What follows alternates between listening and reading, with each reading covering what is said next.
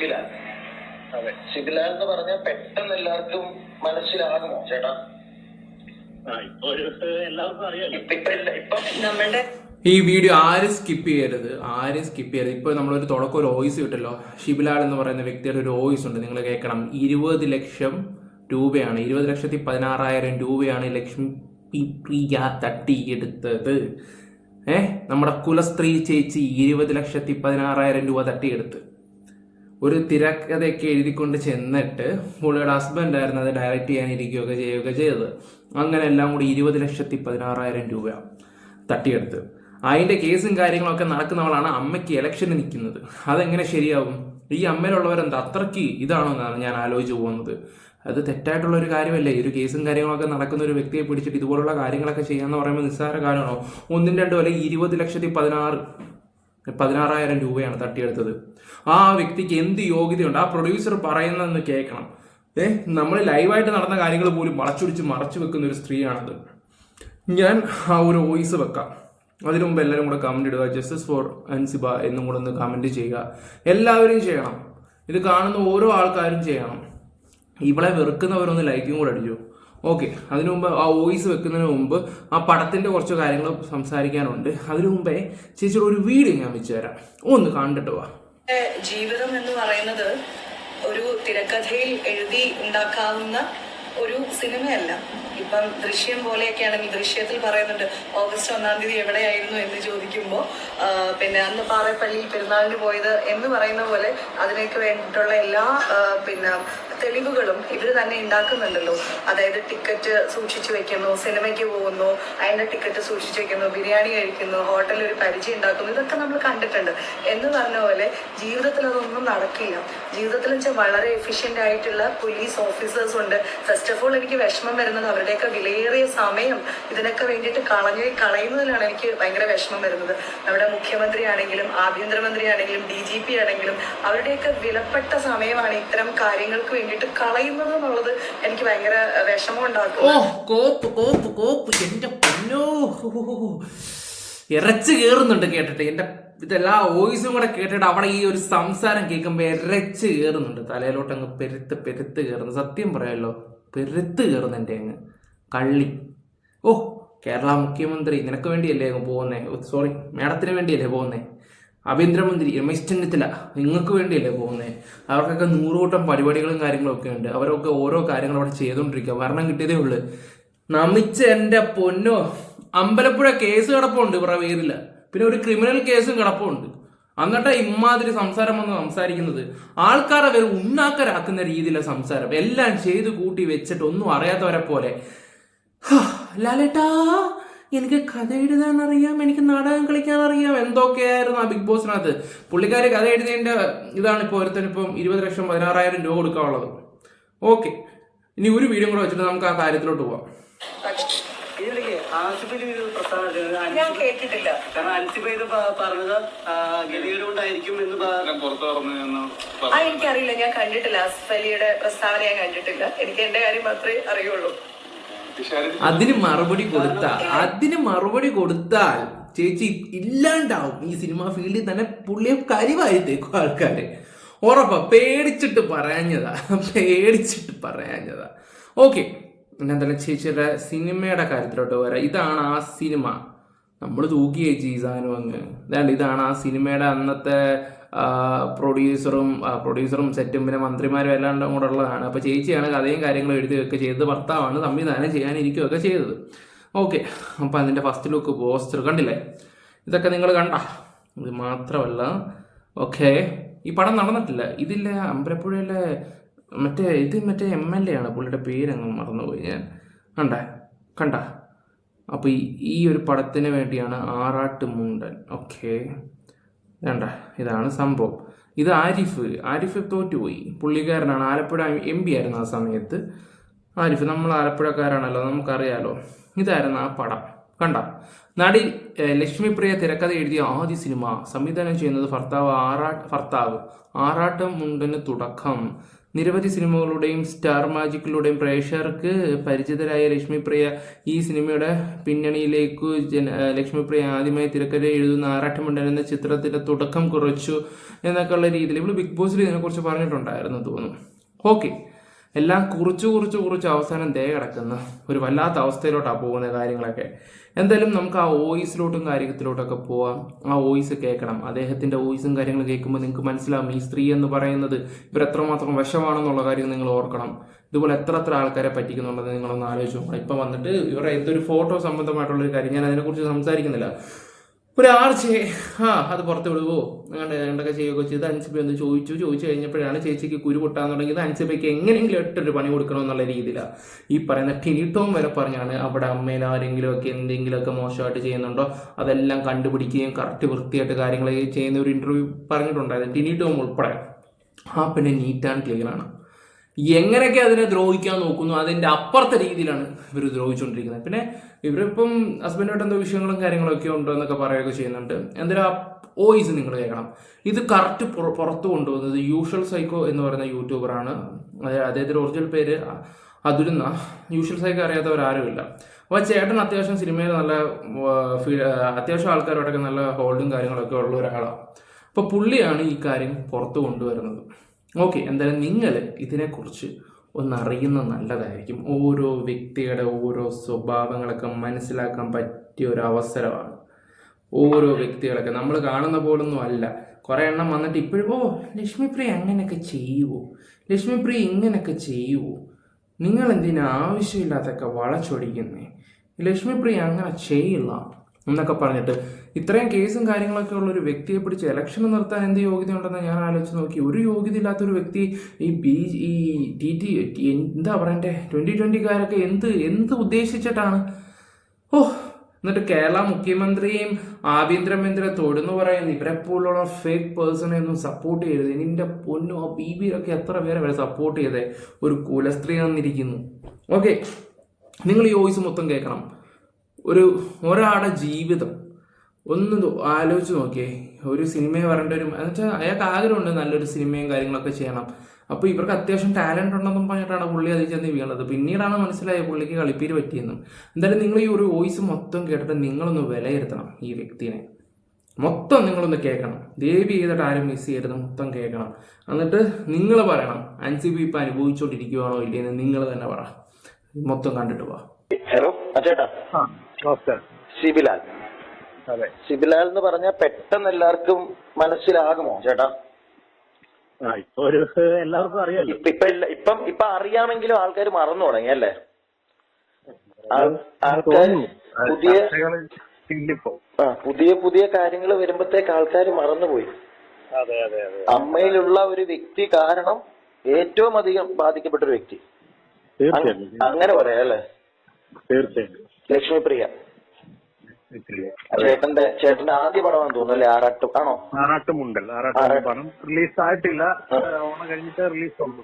ഓണം കഴിഞ്ഞിട്ട് റിലീസ് ഉണ്ട്. ഇപ്പൊ ഓണം കഴിഞ്ഞ റിലീസ് ഉണ്ട്. ഓക്കെ. ചേട്ടൻ പ്രൊഡ്യൂസ് ചെയ്ത പടമാണ്. അതെ. അപ്പം അതും ഈ ലക്ഷ്മിപ്രിയായിട്ട് എങ്ങനെയാണ് ചേട്ടാ കണക്ഷൻ? എന്തോ ഒരു പ്രശ്നം അവിടെ ഉണ്ട്, ചേട്ടന്റെ കുറച്ച് ക്യാഷ് പോയി എന്നൊക്കെ ഇങ്ങനെ പറയുന്നത് കേട്ടു. ലക്ഷ്മിപ്രിയായിട്ടുള്ള ഇതെന്ന് പറഞ്ഞാല് ഞാൻ എന്റെ ഒരു സുഹൃത്ത് മുഖാന്തരമാണ് ലക്ഷ്മിപ്രിയെ പരിചയപ്പെടുന്നത്. ഓക്കെ. കാരണം നമ്മുടെ ഈ സിനിമയില് ഒരു സഹനടിയായിട്ട് ലക്ഷ്മിപ്രിയയുടെ അതേ ഒരു ബോഡി ലാംഗ്വേജ് ഉള്ള ഒരാളെ വേണമായിരുന്നു. അപ്പോ ഈ ഇച്ചിരി കോമഡിയും കാര്യങ്ങളും ഒക്കെ ഉള്ള ഒരു ക്യാരക്ടറായിരുന്നു. അങ്ങനെ ഇവരുമായിട്ട് പോയി നമ്മുടെ സിനിമയില് ചാൻസ് ഉണ്ട്, കാര്യങ്ങളൊക്കെ സംസാരിച്ചു. വിശദമായിട്ട് നമുക്ക് നമ്മുടെ ഫ്ലാറ്റിലേക്ക് പോവാം. ഏകദേശം ഒരു 12/8/2021 ലക്ഷ്മിപ്രിയയുടെ ഫ്ലാറ്റിൽ ചെന്ന് ഞാന് കഥാകൃത്തുണ്ടായിരുന്നു. നമ്മുടെ ഇതുമായി ബന്ധപ്പെട്ട ക്യാമറാമാൻ ബിജി കൃഷ്ണൻ എന്ന് പറയുന്നത്. അദ്ദേഹം വിനയൻ സാറിന്റെ അസോസിയേറ്റ് അസിസ്റ്റന്റ് ആയിട്ട് വർക്ക് ചെയ്ത ആളാണ്. ഡയറക്ഷനും ക്യാമറയും ചെയ്തു. ഞങ്ങള് മൂന്നുപേരും കൂടെ പോയി കഥയും അത്യാവശ്യം കാര്യങ്ങളെല്ലാം പറഞ്ഞു കഴിഞ്ഞപ്പോ കഥ തന്നെ എഴുതിയാൽ തന്നെയാണ് തിരക്കഥ എഴുതിയിരിക്കുന്നത്. അതിനകത്ത് നമ്മുടെ ചെറിയൊരു ഇതുകൊണ്ടായിരുന്നു. നമുക്ക് ആദ്യം ആയതുകൊണ്ടുള്ളൊരു പ്രശ്നങ്ങളുണ്ടല്ലോ. മനസ്സിലായി ചേട്ടാ. ഇവര് പറഞ്ഞു അയ്യോ ഇങ്ങനൊന്നും അല്ല, ഒരു സിനിമയുടെ തിരക്കഥ ഇങ്ങനെ വന്നു. ഒരു കാര്യം ചെയ്യാം, ഞാനും ഹസ്ബൻഡും കൂടെ, അതുപോലെ ഹസ്ബൻഡ് ജയേഷ്, ഹസ്ബൻഡ് കെ മൻസാറിന്റെ അസോസിയേറ്റ് ആയിട്ടൊക്കെ വർക്ക് ചെയ്യാറുണ്ട്. ഞാനും ചേട്ടനും കൂടെ തിരക്കഥ പൊളിച്ചെഴുതിത്തരാം, നല്ല രീതിയിൽ തിരക്കഥ എഴുതിത്തരാം. ഓക്കെ, അപ്പൊ അതിന്റെ കാര്യങ്ങളൊക്കെ സംസാരിച്ച് ഞങ്ങൾ അവിടെ നിന്നൊരു ധാരണയായി പിരിഞ്ഞു. അതിന് ശേഷമാണ് ഒരു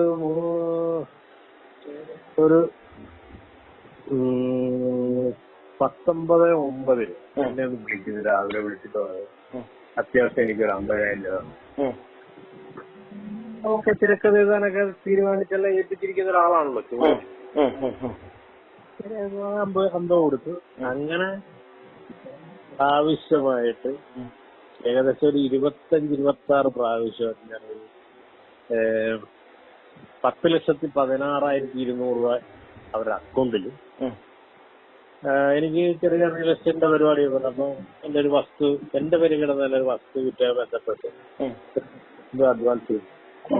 അതേപോലെ തന്നെ ലിക്വിഡായിട്ട് അവരെ ഏൽപ്പിക്കുകയും ചെയ്തു. പക്ഷേ അതിന് ശേഷം മാസങ്ങളായിട്ടും തിരക്കഥ പൂർത്തിയാകുന്നില്ല. തിരക്കഥയെ സംബന്ധിച്ച് ഇവരൊന്നും പറയുന്നില്ല. അങ്ങനെ ഞാൻ വിശദമായി ഇവരെ കുറിച്ച് അന്വേഷിച്ചപ്പോ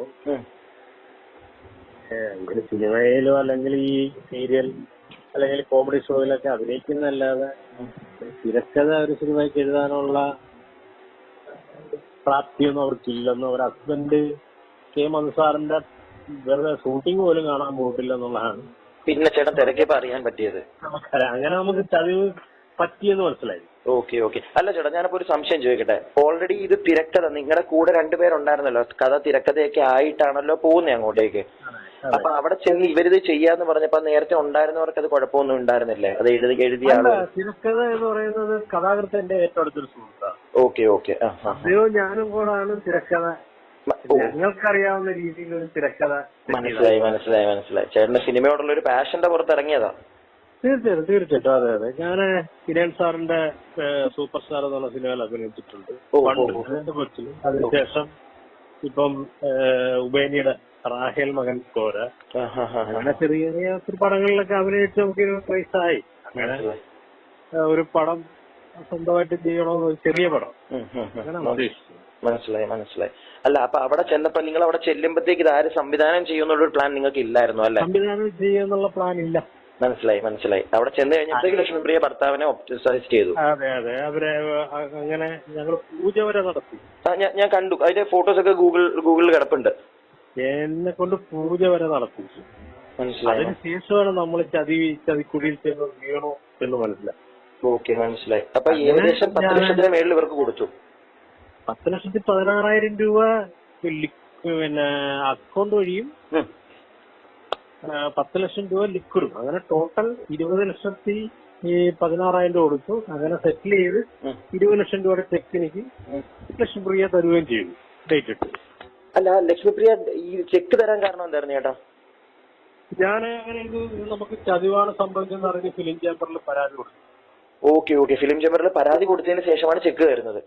അതെ. അപ്പൊ ഇവര് നേരെ ആറാട്ടുമുണ്ടൻ എന്ന സിനിമയെ ബന്ധപ്പെട്ട് എനിക്കും ഹസ്ബൻഡിനും യാതൊരുവിധ ബന്ധങ്ങളില്ലാന്ന് ഫിലിം ചേംബറിൽ ഒരു പത്രത്തിൽ രേഖാമൂലം എഴുതി കൊടുത്തു.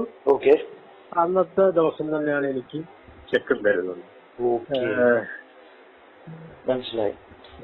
ഓൾറെഡി ഇവരാ പൈസ ഇതിലായിട്ട് തന്നിട്ടില്ല, ചെക്ക് തന്നിട്ടേ ഉള്ളൂ, പൈസ ആയിട്ടില്ല. അത് അല്ല, ചെക്ക് തന്നു, ഡേറ്റ് ഇട്ട് ആ ഡേറ്റിൽ ചെക്ക് നമ്മൾ പ്രസന്റ് ചെയ്തു.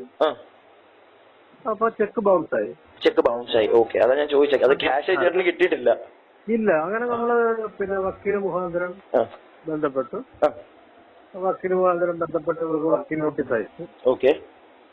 പിന്നെ ഇവരെ വസ്തുമായി ബന്ധപ്പെട്ട സിവിൽ കേസ്, അങ്ങനെ 2 കേസ് ഓൾറെഡി ഇപ്പൊ നിലവിലുണ്ട്. ഒന്ന് ആലപ്പുഴയില് സിവിൽ കേസും, ആലപ്പുഴ കോടതിയിൽ സിവിൽ കേസും, അമ്പലപ്പുഴയില് ഈ ചെക്ക് കേസ്, ക്രിമിനൽ കേസ് നിൽക്കുകയാണ്. അതെ. ഈ ക്രിമിനൽ കേസ് നിൽക്കുന്ന സമയത്താണോ ഒരു അമ്മയില് മത്സരിച്ചത്? അതെ. അത് എന്റെ അറിവിൽ അങ്ങനെ ചെയ്യാൻ പാടില്ലെന്നാ. അതെ. ഇപ്പൊ നിലവിൽ ലക്ഷ്മിപ്രിയ പറയുന്നത് അങ്ങനെ ഒരു കേസ് ലക്ഷ്മിപ്രിയക്ക് ഇല്ല എന്നുള്ളതാണ്. ഓക്കെ. പക്ഷെ ആ കേസ് ഇപ്പോഴും ഉണ്ട്. എന്നാലും ഇപ്പൊ താങ്കൾ വിളിച്ചുകൊണ്ടിരിക്കുന്ന ഈ സമയത്ത് ഈ മാസം 26-ാം തീയതി അമ്പലപ്പുഴ കോടതിയിൽ കേസുണ്ട്. ഓക്കെ അമ്പലപ്പുഴ കോടതിയിൽ കേസുണ്ട്. മാധ്യമങ്ങളോട് പലതും പറയാം, പക്ഷെ കോടതിയിൽ ഇരിക്കുന്ന കേസ് എന്തായാലും മാറ്റിക്കളയാൻ പറ്റത്തില്ലല്ലോ. അല്ല, കേസ് നമ്പർ വേണമെങ്കിൽ ഞാൻ പറയാം. എനിക്ക് പറ്റുമെങ്കിൽ അതിന്റെ ഡീറ്റെയിൽ ഒന്ന് അയച്ചു തന്നാൽ മതി, കേസിന്റെ ഡീറ്റെയിൽസ്. അത് 114/2022. 2022 ഓക്കെ ഓക്കെ ഓക്കെ, മനസ്സിലായി ചേട്ടാ. അത് കൂടാതെ എന്റെ ഒരു ചേട്ടാ പറഞ്ഞോളൂ. അല്ല, അതിപ്പം നമുക്ക് അടിച്ചു നോക്കി അറിയാലോ, ഈ ഫോട്ടോ അടിച്ചു നോക്കിയാൽ അറിയാൻ പറ്റും. അപ്പൊ അങ്ങനെയൊക്കെയാണ്. എന്നിട്ട് ചേട്ടാ ഞാൻ ഒരു കാര്യം ചോദിക്കട്ടെ, അപ്പൊ എന്നിട്ട് ഇപ്പം ഈ ഓണം കഴിയുമ്പോഴത്തേക്ക് സിനിമ റിലീസ് ഉണ്ടെന്ന് പറഞ്ഞല്ലോ, അപ്പൊ ഇനി അതാരാണ് ഡയറക്ട് ചെയ്യാൻ? പണം എല്ലാം കഴിഞ്ഞിരിക്കും. പണം ഡയറക്ട് ചെയ്യുന്നത് ഞാൻ പറഞ്ഞില്ലേ, വിനയ് സാറിന്റെ അസോസിയേറ്റുള്ള വിജയ് കൃഷ്ണൻ. ഓക്കെ ഓക്കെ, അതായത് ഈ സംവിധാനം എന്ന് പറഞ്ഞ വന്ന നമ്മുടെ ലക്ഷ്മിപ്രിയയുടെ ഭർത്താവ് അതിനകത്തുനിന്ന് മാറി, അവര് ഫിലിം ചേംബറില് അവര് രണ്ടുപേരും മാറ്റി. ഓക്കെ ഓക്കെ ഓക്കെ, മനസ്സിലായി. ഓക്കെ ഓക്കെ, അങ്ങനെ നമ്മുടെ വിജയ് കൃഷ്ണനെ ക്യാമറാമാനായിട്ട് നമ്മൾ തീരുമാനിച്ചിരുന്നു. ഓക്കെ, അദ്ദേഹം ഡയറക്ട് ചെയ്തു. ഓക്കെ, ക്യാമറാമാൻ ഷാജി ജേക്കബ് എന്ന് പറയുന്ന ആലപ്പുഴക്കാരൻ. ഓക്കെ ഓക്കെ, മനസ്സിലായി മനസ്സിലായി. അങ്ങനെ എന്തായാലും അഭിനയിച്ചിരിക്കുന്ന നമ്മുടെ സൂരജ് കൺ, കൈലാഷ്, പിന്നെ മെറീന മൈക്കൽ, സുധിലക്ഷ്മി, ശിവജി ഗുരുവായൂർ, അങ്ങനെ ഒത്തിരി ആർട്ടിസ്റ്റുകളുണ്ട്. ഓക്കെ, കൈലാഷൊക്കെ അഭിനയിക്കുന്നുണ്ടല്ലേ? ഉണ്ട് ഉണ്ട് ഉണ്ട്. ഓക്കെ ഓക്കെ ഓക്കെ, മനസ്സിലായി. ചേട്ടനപ്പൊ ഇത് ഇത്രയും ഈ ഒരു ലക്ഷ്മിപ്രിയയുടെ ഭാഗത്ത് നിന്ന് ഇത്രയും അനുഭവിച്ചൊരു വ്യക്തിയാണ് നിങ്ങൾ ചേട്ടൻ. അപ്പൊ അങ്ങനെ ഒരു വ്യക്തി ഈ അഞ്ചിലയുടെ ഒരു വിഷയം കേട്ടപ്പോഴത്തേക്ക് എനിക്ക് തോന്നുന്നു ചേട്ടൻ അറിഞ്ഞു കാണുമായിരിക്കും ആ ഒരു വിഷയം. അറിഞ്ഞു ഞാന് ഈ വിഷയമാണ് സത്യം പറഞ്ഞ. എനിക്ക് എന്താ പറയണ്ടേ, ഈ ഒരു കാരണവശാലും ഈ സത്യത്തിന് ഇവര് നമ്മൾ ഏത് രീതിയിൽ പറഞ്ഞാലും ഇവരതിനെ ഒരു ബദല് കണ്ടെത്തി ഇല്ലാതാക്കാനുള്ള ഒരു ശ്രമം ഉണ്ട് ഈ ലക്ഷ്യങ്ങളുടെ ഭാഗത്തുനിന്നുണ്ടാവും. അത് 100%. അവരുടെ ഒരു ഞാനുമായിട്ടുള്ള ഒരു കുറച്ച് നാളത്തെ ഒരു സൗഹൃദത്തിന്റെ ഇത് വെച്ച് ഞാൻ പറയുക. മനസ്സിലായി മനസ്സിലായി. അവർക്ക് ബോധപൂർവം അവർ നമ്മളിത് ലൈവായിട്ട് നമ്മൾ നടക്കുന്ന കാര്യം പറഞ്ഞാൽ പോലും അവർ അംഗീകരിക്കത്തില്ല. മനസ്സിലായി മനസ്സിലായി. അല്ല, ഇതിപ്പം ചേട്ടന്റെ സൈഡില് ലൈക്ക് വിത്ത് പ്രൂഫ് ഉണ്ട്, കോടതിയിൽ കേസ് നടക്കുന്നു, ഈ മാസം എന്തോ ആണ് അതിന്റെ ഫൈനൽ ഹിയറിംഗ് ആണെന്ന് തോന്നുന്നു അല്ലേ? അതെ, അറിയാൻ സാധിച്ചത് ഞാൻ അമ്മയില് രേഖാമൂലം പരാതി കൊടുത്തിട്ട് ചേട്ടൻ കൊടുത്തിട്ടുണ്ട്. അമ്മയുടെ യോഗത്തിൽ ഇവര് പറഞ്ഞത് ഇങ്ങനെ ഒരു കേസ് നിലവിലില്ല എന്ന് തർക്കിക്കുകയാണ്. അപ്പം തന്നെ എന്തായിരിക്കും ലക്ഷ്മിപ്രിയയുടെ സത്യം, അത് പറയുന്നതിനുള്ള സത്യം എന്താണെന്നുള്ളത് നമുക്ക് മനസ്സിലാക്കാവുള്ളൂ. അതെ അതെ, അമ്മയിലെ മുഴുവൻ ഭാരവാഹികൾക്കും അറിയാം നിലവിൽ കേസ് ഉണ്ടെന്നുള്ളത്. അവർക്ക് എല്ലാവർക്കും അറിയാലേ കേസുള്ള കാര്യം, എല്ലാവർക്കും. അല്ല, ഇതെല്ലാവർക്കും ഈ ലക്ഷ്മിപ്രിയയുടെ കാര്യങ്ങളെല്ലാം അറിഞ്ഞിട്ടും അവരെല്ലാരും ലക്ഷ്മിപ്രിയയെ സപ്പോർട്ട് ചെയ്യണം. അൻഷിബ എന്ന് പറയുന്ന ഒരു വ്യക്തി, ഇപ്പൊ അൻഷിബയുടെ കേസ് ആയതുകൊണ്ട് ഞാൻ പറയാണ്, ആ ഒരു വിഷയത്തിൽ പോലും ആ പെൺകുട്ടിയെ ഇങ്ങനെ അങ്ങോട്ട് ഹരാസ് ചെയ്ത് മാറ്റി നിർത്തണമെങ്കിൽ അതിന്റെ പുറകിൽ വേറെ എന്തെങ്കിലും വലിയത് കാണുമെന്ന് എനിക്ക് തോന്നുന്നത്. അല്ല, ഇവരൊരു ഫോക്കസ് ആണല്ലോ, ഇവരൊരു ഫോക്കസ് ആണ്. അത് എന്താ പറയണ്ടേ, ഈ സാധാരണക്കാരായ സിനിമ കാണുന്ന സാധാരണക്കാരായ പ്രേക്ഷകർക്കടക്കം മനസ്സിലായിട്ടുണ്ട് ഇതില് കള്ളത്തരമാണ് ലക്ഷ്മിപ്രിയ. അല്ല, അത് കഴിഞ്ഞ ദിവസത്തെ ഒരു മാധ്യമങ്ങളോട് സംസാരിക്കുന്ന കണ്ടപ്പോഴേ ആളുകൾക്ക് മനസ്സിലായി കണ്ടിട്ടുണ്ട്. കാരണം ഒരു ചോദ്യം രണ്ടാമത്തെ തവണ ചോദിച്ചു കഴിഞ്ഞാൽ ലക്ഷ്മിപ്രിയ നിന്ന് വിറയ്ക്കും. അതാണ് അവിടെ പിന്നെ മിണ്ടാനില്ല, പിന്നെ എങ്ങനെയെങ്കിലും അതിനകത്ത് ഒഴിഞ്ഞു മാറാനുള്ള ഒരു ശ്രമമാണ്. കാരണം ലക്ഷ്മിപ്രിയയുടെ ഭാഗം വിജയിപ്പിക്കുക എന്നുള്ളത് നമ്മളെ ഈ സ്റ്റാർ മാജിക്കിൽ നമ്മൾ കണ്ടാണ്, പക്ഷെ അത് മുഴുവൻ കണ്ടാണ്. അതെ അതെ, അവിടെ നിന്ന് ഇറങ്ങിപ്പോയി. പിന്നെ അത് ബിഗ് ബോസ് എന്ന് പറഞ്ഞ ഷോയില് എല്ലാം ജനങ്ങൾ കണ്ടുകൊണ്ടിരിക്കുകയല്ലേ. അതെ അതെ, ശരി. ഒരാളെ ഈ അമ്മയുടെ ഭാരവാഹിത്വത്തിൽ എങ്ങനെ വളർത്തുന്നതാണ് നമുക്കൊക്കെ മനസ്സിലായി. അല്ല, അമ്മയുടെ ഭാരവാഹിയാകാൻ ഇലക്ഷന് നിൽക്കണമെങ്കിൽ അവരുടെ പേരിൽ ഒരു ക്രിമിനൽ കേസ് പോലും ഉണ്ടാവരുത്. ഇതിപ്പോഴും കേസ് നിലനിൽക്കുക, എന്നിട്ടും അവരോട് മത്സരിച്ചു. അത് സിനിമയെ ബന്ധപ്പെട്ടാണ് കാശ് മേടിച്ചിരിക്കുന്നത്. മനസ്സിലായി മനസ്സിലായി. എന്നിട്ട് പോലും സിനിമയാണെങ്കിൽ അമ്മ സംഘടനയ്ക്ക് പറയാതെ ഞങ്ങൾക്ക് ഇടപെട്ട കാര്യമില്ല, പല പല സാമ്പത്തിക ഇടപാടും പലരുമായിട്ടുണ്ട്. പക്ഷെ ഇതല്ലല്ലോ. മനസ്സിലായി മനസ്സിലായി. എന്നിട്ട് പോലും സിനിമാക്കാരുടെ സപ്പോർട്ടില്ല. നമ്മുടെ കേസ് എന്ന് പറഞ്ഞാൽ സിനിമയുമായി ബന്ധപ്പെട്ട് നമ്മളെ ചീറ്റ് ചെയ്ത് പൈസ മേടിക്കുക. മനസ്സിലായി മനസ്സിലായി. അപ്പൊ അങ്ങനെയൊക്കെയാണ് എന്തായാലും ചേട്ടൻ ആ സിനിമയായിട്ട് മുന്നോട്ട് പോകല്ലോ. അത് ശരിക്കൊരു സിനിമയോടുള്ള ഒരു സ്നേഹമുള്ളവർക്ക് മാത്രമേ അങ്ങനെ പറ്റുള്ളൂ കേട്ടോ. ഇല്ലെങ്കിൽ എല്ലാവർക്കും പറ്റില്ല അങ്ങനെ ഒരു കാര്യം. പ്രത്യേകിച്ച് ഇത്രയും പൈസ കയ്യിൽ നിന്ന് പോയിട്ടും ഗോയിങ് ഫോർവേഡ് അത് ചെറിയൊരു കാര്യമല്ല. അത് നമ്മളൊരു വാശിയായിരുന്നു തീർക്കണം എന്നുള്ളത്. സത്യം പറഞ്ഞാൽ ഈ സിനിമയെ സ്നേഹിക്കുന്നവർ തന്നെ സിനിമയെ വെറുക്കാൻ കാരണം ഇങ്ങനെയുള്ള കുറെ ആളുകളാണ്.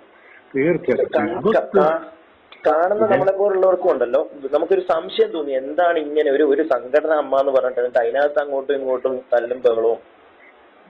അല്ല ഇതേപോലെ കുറെ എണ്ണങ്ങൾ ഇറങ്ങിയിട്ടുണ്ട് സിനിമ മേഖലയെ സഹായിപ്പിക്കാൻ വേണ്ടി കുറെ പേര് ഇറങ്ങി. മനസ്സിലാക്കി. ഇതിനകത്ത് വേറെ പല കഥകൾ ഇപ്പൊ പുറത്തേക്ക് വരുന്നുണ്ട്. ഇപ്പൊ ശ്വേത മേനോനാണെങ്കിലും ശരി അവരുടെ ഭർത്താവിന്റെ ഒരു കൈയിനകത്ത് അങ്ങനെ പല സൈഡുകൾ വരുന്നുണ്ട്. പ്രത്യേകിച്ച് ഈ സ്പോൺസർഷിപ്പ്, അമ്പലത്തിന്റെ ഒരു സ്പോൺസർഷിപ്പ്, അങ്ങനെ പല പല കൈൻഡ് ഓഫ് കഥകളാണ് ഇപ്പൊ പുറത്തേക്ക് വന്നുകൊണ്ടിരിക്കുന്നത്. അതിന്റെ ഇടയ്ക്കാണ് ചേട്ടന്റെ ഈ ഒരു കാര്യം ഇതെല്ലാരും മുങ്ങിപ്പോയെന്ന് വിചാരിച്ചൊരു കാര്യമാണ്. ലക്ഷ്മിപ്രിയ കംപ്ലീറ്റ്ലി ഡീസന്റ് എന്നുള്ളൊരു ഇമേജ് ആണ് സമൂഹ മാധ്യമങ്ങളിലൂടെ അല്ലെങ്കിൽ മെയിൻ സ്ട്രീം ചാനൽ വഴി കഴിഞ്ഞ ദിവസം അവര് പുറത്തേക്ക് കൊടുക്കുന്നത്.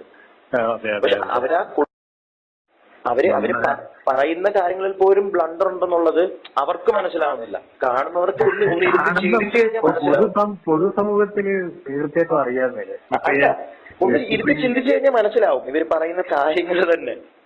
അതെ, ലക്ഷ്മിപ്രിയ ഇടുന്ന ഒരു പോസ്റ്റ് അല്ലെങ്കിൽ ലക്ഷ്മിപ്രിയയുമായി ബന്ധപ്പെട്ട ഒരു വിഷ്വൽ ഇറങ്ങിയാൽ അതിന്റെ താഴത്ത് വരുന്ന കമന്റ് നോക്കിയാൽ മതി. ശരിയാ, ലക്ഷ്മിപ്രിയ എങ്ങനെയാണ് ജനം ട്രീറ്റ് ചെയ്യുന്നത്. പക്ഷെ എങ്കിലും ഈ സംഘടനയ്ക്കകത്തുള്ളവർ എന്നാലും തള്ളി പറയില്ല. അതാണ് മനസ്സിലാവാത്തത്. എന്താണ് ഇവര് പറയുന്ന കാര്യങ്ങളൊന്ന് കേട്ടാൽ മനസ്സിലാവും ഇവരെന്താ ഈ പറയുന്നതെന്നുള്ളത്.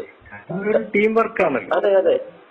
എനിക്ക് തോന്നുന്നു ഇപ്പൊ ഈ അമ്മയുടെ അകത്ത് ഒരാള് ഇതിനെ എല്ലാം എതിർക്കാൻ, അവിടുത്തെ കാര്യങ്ങളെ എല്ലാം എതിർക്കാൻ മുന്നോട്ട് വന്നപ്പോഴത്തേക്ക് അയാളെ ഇല്ലാതാക്കാൻ നോക്കുക.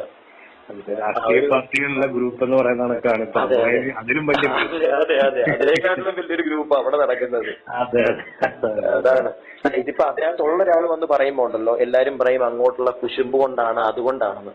ഇതിപ്പോ അതാണ് ഒരു സാധാരണക്കാരൻ ഒരു സിനിമയെ സ്നേഹിച്ച ഒരു സിനിമ എടുക്കാൻ ഇറങ്ങിയപ്പോ അവിടെ വരെ പറ്റിയില്ല. അങ്ങനെ ഒരാളെ എന്തായാലും സമൂഹം മനസ്സിലാക്കുമെന്നാണ് എന്റെയും പ്രതീക്ഷ കേട്ടോ. ഇന്നലെ നാളെ ഇത് ജനം മനസ്സിലാക്കി തുടങ്ങിയിട്ടുണ്ട്, അത് നമുക്കറിയാം. എങ്കിലും ഇന്നലെ നാളെ ഇതെല്ലാം പുറത്തു വരും, ഉറപ്പാണ്. ഒരു സംശയമില്ല. ഞാൻ പറഞ്ഞില്ല, അൻസിബിയെ പോലുള്ള വളരെ ആത്മാർത്ഥമായിട്ട് ജോലി ചെയ്യുന്ന ഒരു കുട്ടിയാണ്. മനസ്സിലായി. അതെ അതെ. അവരെയൊക്കെ വെറും മോശമായി ചിത്രീകരിക്കുക, അതിന് വേറെ കുറെ ആളുകൾ. ഇതെല്ലാം പോട്ടെ, ഇതെല്ലാം മെയിൻ സ്ട്രീം ചാനലിൽ വന്നിട്ടുണ്ടല്ലോ. ഒരു 2-3 ദിവസം കഴിയുമ്പോൾ ഈ വാർത്ത ഇല്ലാതാവും. ടീം വർക്ക് ഉണ്ട്. ടീം വർക്ക് എന്തായാലും സോഷ്യൽ മീഡിയയിൽ എന്തായാലും ടീം വർക്ക് മുക്കിക്കളയാണ്. അതെ അതെ. സോഷ്യൽ മീഡിയയിൽ വരുന്നു. സോഷ്യൽ മീഡിയ മെയിൻ സ്ട്രീം ചാനലിൽ വന്നാൽ പോലും എങ്ങനെയെങ്കിലും വീഡിയോകൾ ആളുകളിലേക്ക് എത്തരുത്. അതിനുള്ളൊരു കളി എന്തായാലും പുറകിലൂടെ നടക്കുന്നുണ്ടെന്നാണ് അറിയാൻ സാധിച്ചത്. കാരണം വീഡിയോകൾ ആളുകളിലേക്ക് എത്തരുത്. ലക്ഷ്മിപ്രിയോ അല്ലെങ്കിൽ ടിനി ടോമിനെ പോലുള്ളവർക്കെതിരെ ആരെങ്കിലും എന്തെങ്കിലും സത്യം വിളിച്ചു പറഞ്ഞാൽ അത് ജനങ്ങൾക്ക് കുറെ പേർക്ക് മനസ്സിലായി കഴിഞ്ഞാൽ അത് മുക്കിക്കളയണം, അത് പുറത്തേക്ക് പോകരുത്. അങ്ങനെയുള്ളൊരു കളി എന്തായാലും പുറകെ നടക്കുന്നുണ്ട്. എന്തായാലും നമുക്ക് നോക്കാം ഇത് എവിടെ വരെ പോകും നമുക്കറിയാലോ. സത്യം എന്തായാലും ചെയ്യും. എന്തായാലും ചേട്ടൻ എന്തായാലും ഓൾ ദ ബെസ്റ്റ്. സിനിമയോടുള്ള ഒരു സ്നേഹം മനസ്സിലാവുന്നുണ്ട്. സത്യത്തിനൊന്നും 100 വയസ്സാണ്. എന്തായാലും ഓണം കഴിയുമ്പോഴത്തേക്ക് ചേട്ടന്റെ സിനിമ റിലീസ് ആവട്ടെ, നല്ല രീതിയിൽ തന്നെ പോട്ടെ. ആരെന്തൊക്കെ പറ്റിച്ചെന്ന് പറഞ്ഞാലും. Okay, thank you. ഓക്കെ.